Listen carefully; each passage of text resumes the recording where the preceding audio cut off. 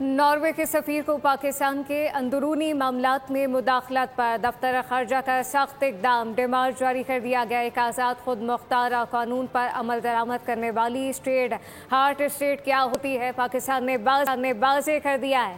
Norway کے سفیر کو پاکستان کے اندرونی معاملات میں مداخلت پر دفتر خارجہ کا سخت اقدام، جبکہ ڈیمارچ کر دیا گیا۔ ایک آزاد خود مختار قانون پر عمل درآمد کرنے والی ہارٹ اسٹیٹ کیا ہوتی ہے، پاکستان نے واضح کر دیا ہے۔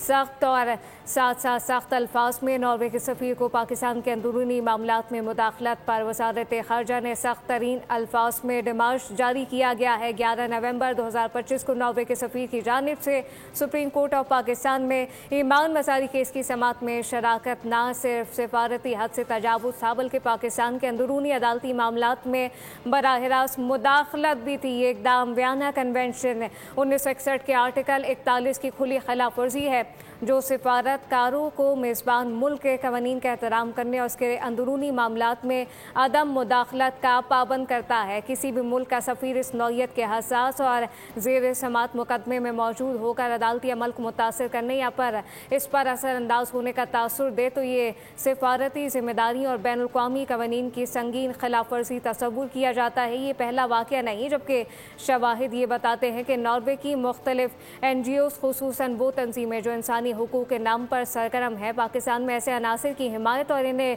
پلیٹ فارم فراہم کرنے کے ساتھ ساتھ سپورٹ کرتی ہیں۔